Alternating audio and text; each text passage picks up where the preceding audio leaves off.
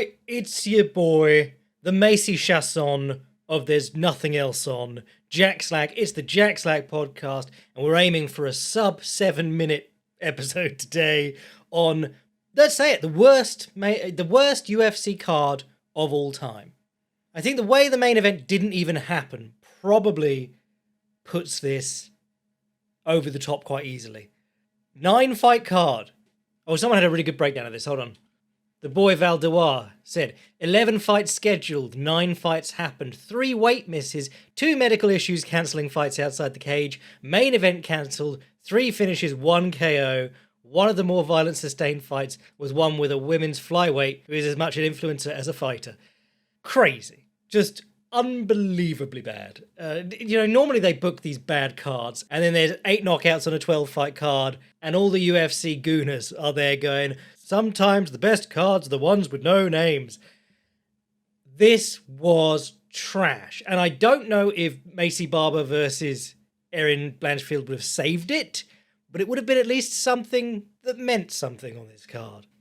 Now, granted, the Macy Barber stuff, I don't want to lay into the camp or people too hard. It's a developing situation as I speak to you today. What we do know is she missed weight, she has had health issues, and sometime between the co-main event and the end of the hype package they play before the walkouts, she had a seizure. Or at least she had a seizure earlier, and the UFC were going like, do you think you can walk it off? I kind of want to know what was going on back there, but pretty unprecedented. They cut to the desk. They cut to the commentators, and the commentators had to say, we'll be back after these ad breaks to work out what's going on. Obviously, if someone has a seizure just before a fight, there is no possible way to go ahead with that. Even if you didn't tell the doctors or whatever, you would be asking for trouble. Someone dies in a fight in the UFC, knock on wood, hasn't happened yet, it's bad. Someone dies in the UFC following a really obvious red flag like that, that could be end of the company, end of the sport type stuff.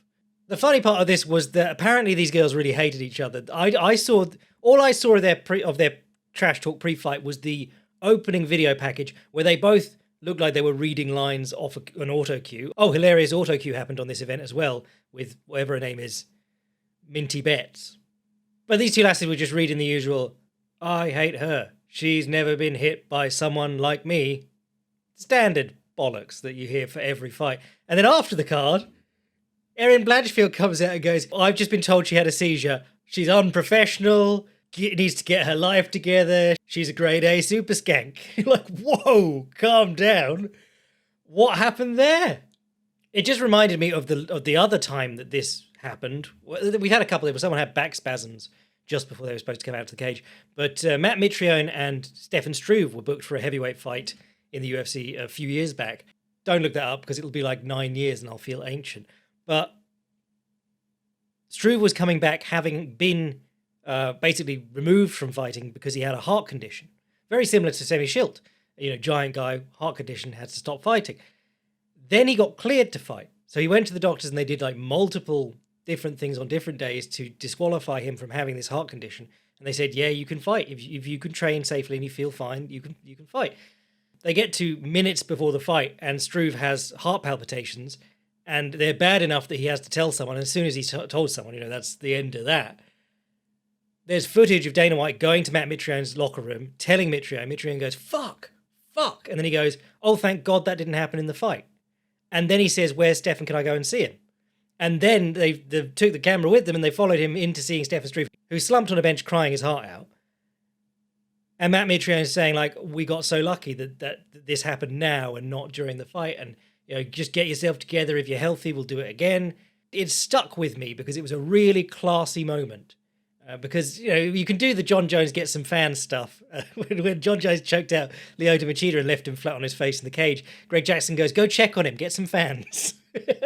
but Matt Mitrione didn't know he was being filmed. He just got angry at the fact that the fight was off. Then he was concerned for his opponent, and then he went and checked on him. And to the best of my knowledge, didn't do an interview afterwards where he said, get your life together, you grade A super skank. Grade A super skank Perhaps not verbatim what Erin Blanchfield said. But so she moves on in the division. Macy Barber probably has to go up in weight. As someone who wasn't super psyched about watching their fight, I am like, well, I still had to listen to a load of stuff about them. I'd rather have just watched them fight. Co-main event was Mateusz Gamero versus Levit Klein, so that became the main event, but it only became the main event after it happened. So that's got to be the first time that's happened in UFC history, at least. Normally, a week out, we're redrawing the posters and being like, yeah, these guys are the main event now. And it's 3 rounds. But the most convincing Gamero win in years, and he did it by holding the dude down. What more is there to say? I think he outlanded him in the last round, but both of them were so gassed that none of the punches looked like they had anything on them.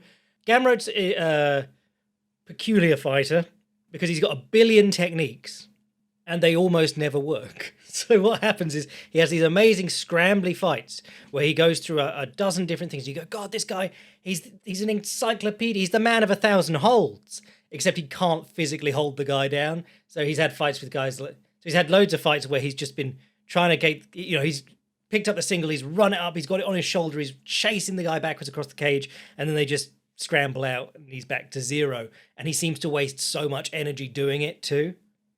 But in this one, he actually got Klein down, and then when he was on top, he just blanketed him.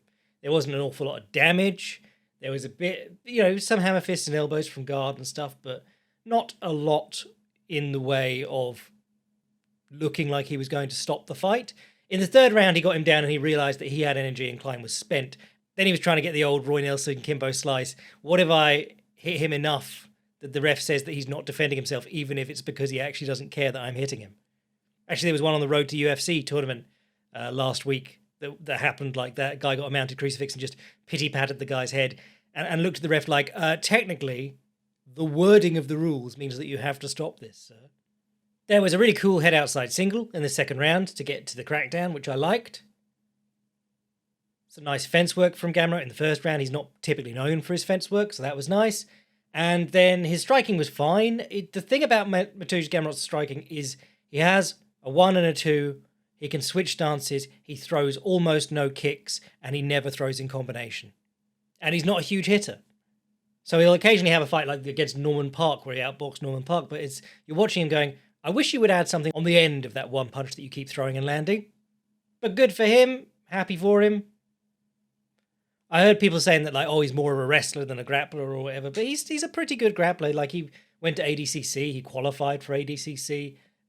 He does cool things like Victor rolls to get on the guy's legs if they get behind him. He's just a really bad finisher. What else happened? Ramiz Brahimaj stopped Billy Ray Goff. People were hot for Goff. They were excited for him, but Brahimaj, I liked what he did. He pressured him to the fence really early, really patiently, and then shot in on him, took him down. He got up, they changed positions, Goff dropped on his hips, he grabbed the guillotine and then he switched it off to, I believe, a power guillotine or a ninja choke. Power guillotine and ninja choke are technically different things, but it doesn't matter. The figure 4 arms. Left him asleep, and we got a ref cam video, which I'm always like, I like the ref cam, but it feels weird to have the referees doing a job that isn't just looking after the fight, or rather the fighters. Dustin Jacoby versus Bruno Lopez. Dustin Jacoby stunned a guy with a jab and then followed him to the fence and clinched him. And it's like, no, hit him. So then he broke free and threw some uppercuts, which was nice, and got the knockout. Still annoyed that he got robbed against Khalil. But that was like 6 fights ago now. 2-fight winning streak for him. Just knocked out Victor Petrino as well. Ketlen Vieira versus Macy Chasson. If you know those 2 fighters, you know what happened in that fight. Close your eyes, picture it, imagine it over 15 minutes. I've just saved you 14 minutes 50. Zach Reese and Dusko Todorovic had a sloppy-ass brawl. First round was quite fun, because Todorovic was trying to get on guillotines. Zach Reese was falling to his back and kicking him overhead, and Todorovic is staying on the guillotine. You're going, oh wow, he's really after it. And then, wouldn't you know it, round 2, they both are absolutely spent, because they both came out like a house. Well, I mean, Todorovic came out like a house on fire, and Reese had to keep pace with him. Alan Nasimento came back from like 2 years off, fighting Jafel Fialho. Fialho looked good in this one. Alan Nasimento, he is like a little Charles Oliveira in many respects. He trains with Charles Oliveira. They've got very similar ground styles. I was really enjoying what he did, against Ulanbekov, Hadley and Hernandez. And then he's just had like a streak of bad luck 3 withdrawals, and then lost the fight with Almabayev because Almabayev got rescheduled. But he looked slow as hell in this one. I did like he got put against the fence and he had the overhook. And where I'm always saying, threaten the throw when you've got your back to the fence and you've got the overhook, he threatened the throw and then he reached down to try and grab Fialho's far ankle, tried to ankle pick him with the whizzer. And that's really cool. It's a really cool way to mix up the attacking with your back to the fence. And he was able to turn himself off the fence with that briefly. There's a guy in grappling called Fabricio Diondroge, or Hokage, because he's a big weeb. But last year, or maybe it was the year before, there was a big one-night tournament with lots of big names in grappling, and it was open weight, and he was the smallest guy in it. And he beat the best guy in the world 30 kilos heavier than him. And he was doing things like ankle picks from bad positions, like when the guy has an underhook or when the guy's on your leg and you reach down and grab his other ankle while you're standing on one leg. Really cool guy, Fabricio Diondroge. And then this fight was basically Fialho was in control for most of it, but lost 2 of the 3 rounds by trying to get on Nasimento's back and falling over the top. I keep saying it, it's like the biggest dynamic moment in any fight in the UFC right now is when one guy thinks he's getting on the back and then he's gone. He's on the bottom. He's losing the rest of the round. Jordan Levit submitted Kurt Holobar. Mainly extremely cool for... There was a Jocelyn Edwards fight ages ago that I can't find now because I'm not going to sit through all of Jocelyn Edwards' fights because they're historically quite bad. But she did a inside-out kick, an Uchimura Shigeri, outside crescent kick, whatever you want to call it. The one Anderson Silva did to Michael Bisping. Cyril Gahn does it a load. He did the inside-out kick with his lead leg. I think he was southpaw against an orthodox fighter. And then he level changed onto the shot. And it was beautiful. It works so well. Boy of the podcast, so might have heard about it on here. But he got the takedown, got on top. Holobar started climbing up. I think Levit also sort of fell over the top when he was pursuing the back. Oh, he did a nice broomstick mat return at one point. But yeah, I think he went over the top because he ended up on a front headlock and ended up getting an anaconda, both looking up at the ceiling, which is something that Rafa Mendes made famous back in the late 2000s. You'll have seen Brian Ortega do it too, but where you get the anaconda and you're both on your backs looking upwards, and then you bring your leg up to catch their elbow in the crease in the back of your knee and pull their arm further across their neck. Very quick tap, very quick submission. Awesome. I pointed out that I think I said the guys hidden on the undercard here were Nasimento and Levit, and Nasimento did a couple of cool things in losing. Levit did a couple of cool things in winning very quickly. Balaji Oki versus Michael Aswell was decent. I like Oki for the bodywork and the combinations. His punching form, like his mechanics, are a bit odd. He sort of stands there and just pumps left shoulder, right shoulder, left shoulder, like a rock'em sock'em robot. It's like his legs aren't really connected to his hands, which is probably costing him on power. And I did think he was a bit predictable in that he was just going left, right, left, right, left, right, left, right in 4-punch combinations every single time. But he mixed it up a bit more by the end. He threw a nice uppercut to left hook to the body, which is one of my all-time favourite combinations. Or setups, whatever you want to call it. Aswell did decently, to be honest. I don't think this is his natural weight. I think he came in at short notice because Oki lost 2 opponents, I think, for this. Yeah, his last fight was at featherweight. What I did like was Aswell in the first round got Oki towards the cage and he faked a jab. So he put the jab out like not even halfway and then threw a right hand and a left hook and a right hand again. And it's just that little fake left before the right to throw the timing. Love it. It's tricky to do too, because when you start teaching people to fake punches, they end up faking, like if you fake your jab, it ends up taking the same amount of time as if you threw your jab. Whereas if you want to fake your jab and throw your right hand after, you want to be able to do it so that it's quicker than a jab right hand. It's got to be half a jab to right hand. And the timing's got to be substantially different, or at least different enough that you catch the guy out. That was fine. I gave them... I was half watching this one at the start, and I thought they were light heavyweights. And then I thought they were doing pretty decently, and I realised it was lightweight, and I went, oh, okay, yeah, no, nothing special in this weight class, unfortunately. Would have been cool if they were light heavyweights, though. I'd been like, oh, 2 talented light heavyweights in a fight. And then Alice Ardelene versus Ryan dos Santos. This was more Dos Santos not knowing what to do. I've never seen someone throw so many rear hand leads, so throwing your backhand first, just as a straight, from a regular stance with no setup, and the other person never get out of the way. And when you think of right hand lead, you think of Roy Jones Jr., you think of Sugar Ray Leonard. Sugar Ray Leonard, all-time fast guy, but actually Roy Jones Jr. too. But Roy Jones Jr. used to do a whole lot of upper body movement, and he'd stand with his shoulders square and extend his right hand towards the guy, like to parry their jab, and then he'd shoot a right straight from there.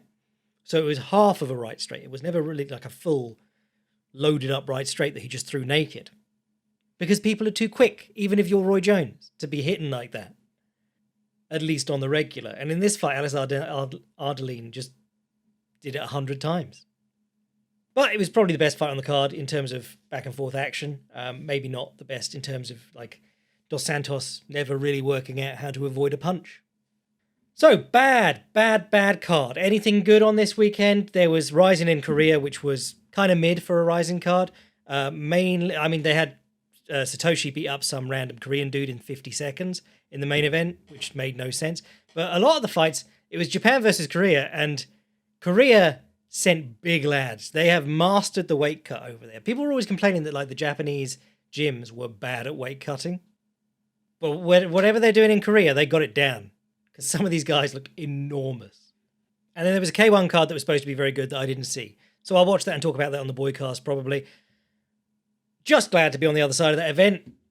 Next up is UFC 316, which is weird main event, annoying co-main event, other odd choices of fight. But at least there's some fun stuff on there. Mario Batista versus Patchy Mix, that's really interesting. Joshua Van's on there against Bruno Silva, who's always fun. Azamat Mirzakhanov, he's growing on me. And Chaos Williams has had two opponent changes already, so that's going to be fun. But the main event might not be too bad. Like I said, Sean O'Malley did a lot better in the first fight than I think a lot of people remember.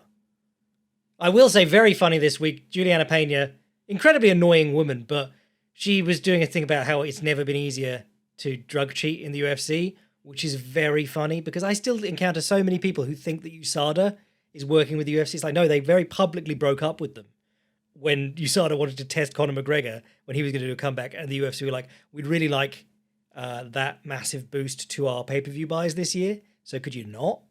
And USADA actually had a little bit of integrity and they parted ways. But the UFC said that they were going to bring in their own thing. And that was just hiring a dude who interrogated Saddam Hussein and then saying that he's the head of it and then not really doing any drug testing. It's a really weird spot that they're in right now. And people don't seem to know that that's what's going on. I mean, they're doing some drug testing, but they've caught no one. Khalil self-reported. Douglas Da Silva de Andrade is probably the only one I can think of, except Walt Harris, who's been retired for 5 years already anyway. So yeah, very funny to do the drug testing discourse. But then Kayla Harrison's been passing Olympic testing her entire career, so knows a bit more about random drug testing than most people. Anyway, I'm your boy Jack Slack. I'll be back later in the week. Let's all forget this happened. Bless.